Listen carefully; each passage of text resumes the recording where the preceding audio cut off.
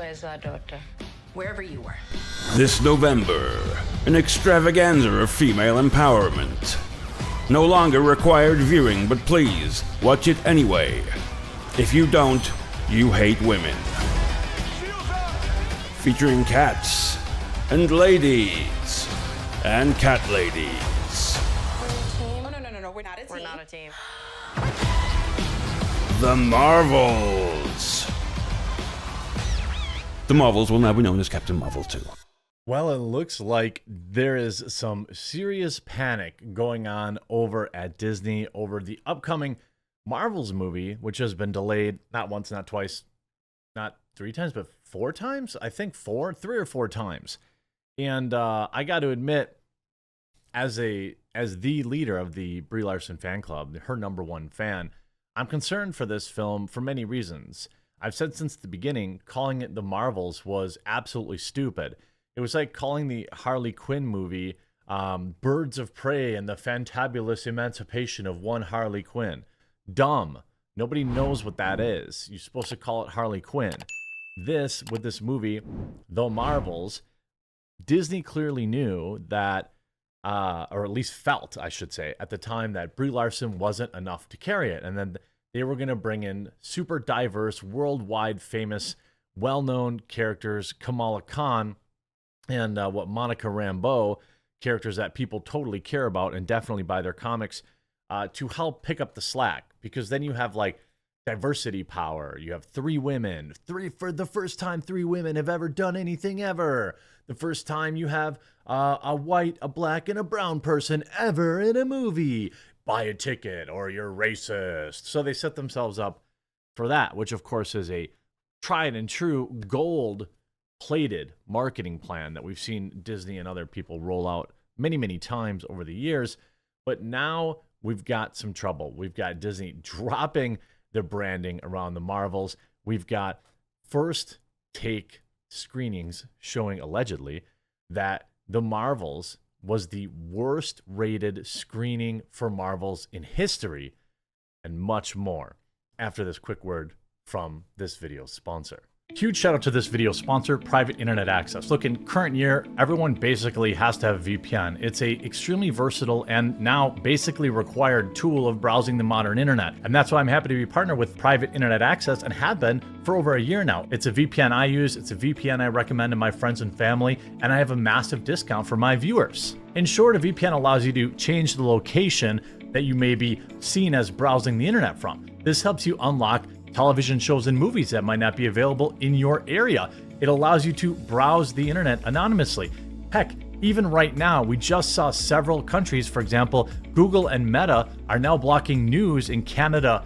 And, well, how are you going to get your news? Well, you could change your location. VPN helps protect your privacy, secure your data, and bypass network blocks. It comes in extremely important all the time. That's why I have it on my computers, laptops, and mobile phones. Private Internet Access is an open source app with no usage logs, unlimited bandwidth, high-speed global server network, dedicated apps, powerful encryption, and 24/7 live support. Unlock the power of the internet and stay censorship-free by using my link in the description below and get yourself Private Internet Access today at a massive discount. Now, if we go back to late September, cancel culture strikes Brie Larson, MCU film delayed.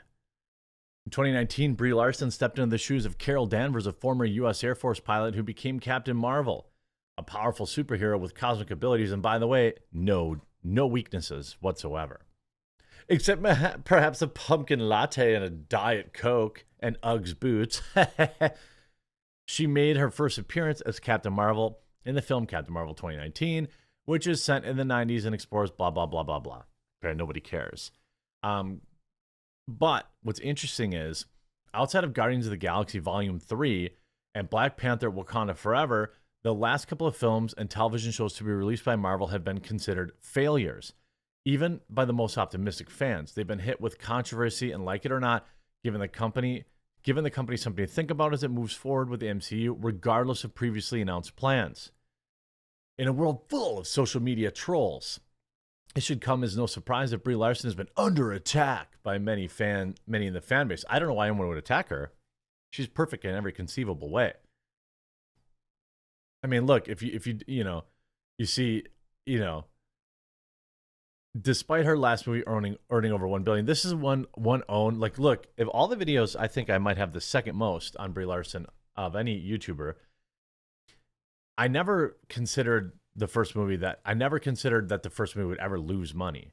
It was required reading for the biggest superhero movie and one of the biggest movies of all time.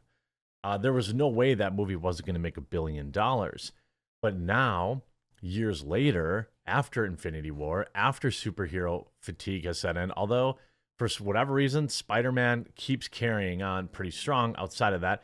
Guardians of the Galaxy did okay. Not amazing, but okay.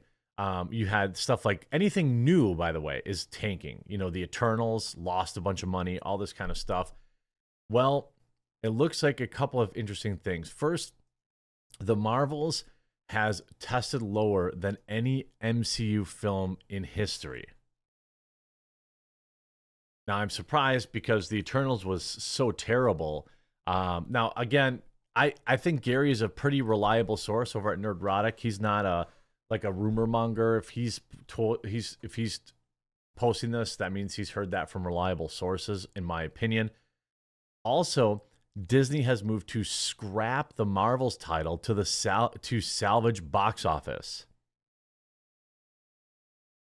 The Marvels, directed by Nia DaCosta, who did Candyman, the new woke Candyman version, which I never saw. Maybe it was good, maybe it wasn't. But she's a nobody. Disney hires nobodies because really the directors of these superhero movies don't do anything. They're all formulaic. They hire directors that they can get extra publicity around. In this particular case, it was a black woman, black female director. Yay, pay to see their movie. Why? Because she's black and female. Is it any good? Who cares? Anyway, the film follows a trio after a wormhole causes their powers to connect.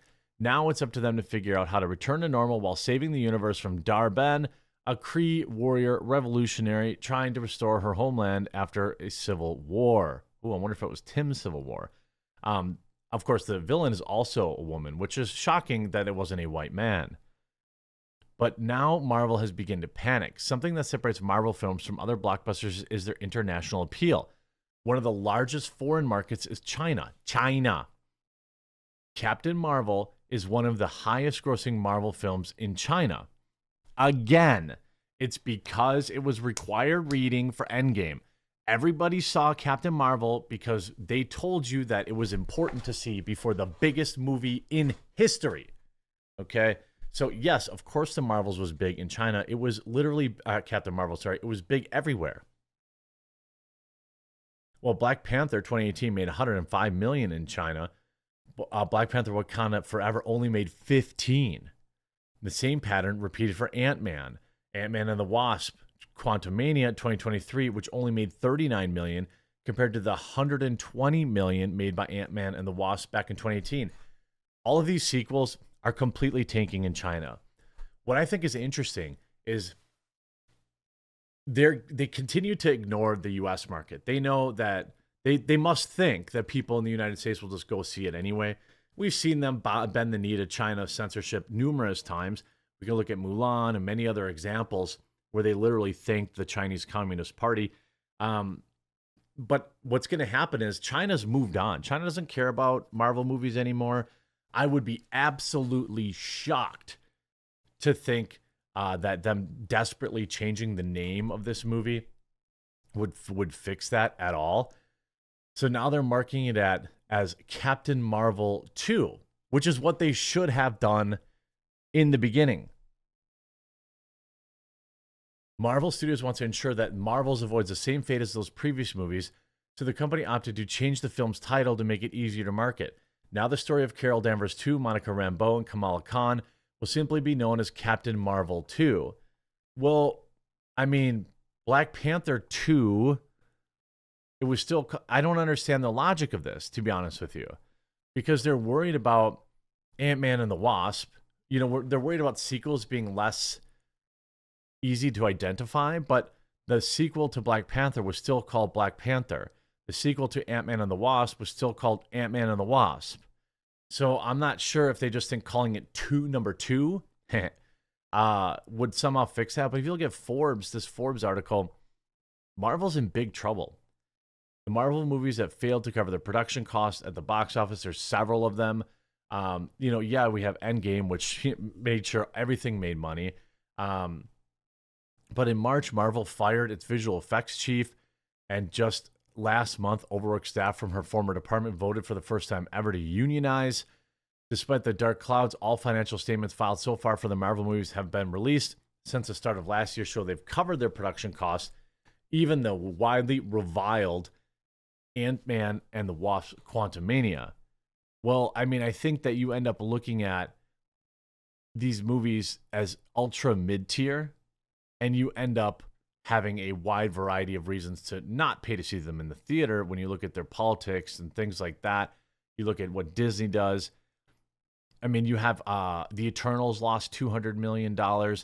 These movies, these sequels are making half of what they used to, and they're not reducing the budgets. You see, the Marvels will be the shortest MCU movie yet. Now, I will say, Marvel movies are too long, way too long. Always have been, always will be. There was absolutely no reason Endgame needed to be 3+ hours long. Action movies should be 90 minutes to 100 minutes. That's it. We don't, like, 3-hour movies are reserved for, like, Lord of the Rings. Super cape movies are not Lord of the Rings. When I see a movie that has a runtime over 2 hours, it better be legendary. It better be Oppenheimer. It better be something that actually requires that. Superhero movies do not. But it looks like, according to their testing, they've chopped a lot from this movie.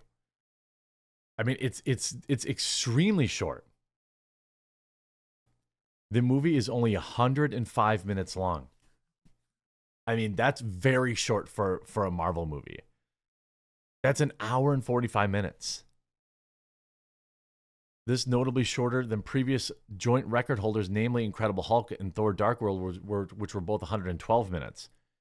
In fact, out of the 31 movies to date, the Marvels, only 7 have a runtime less than 2 hours. People are figuring out they're too much of a slog. You got to trim the fat.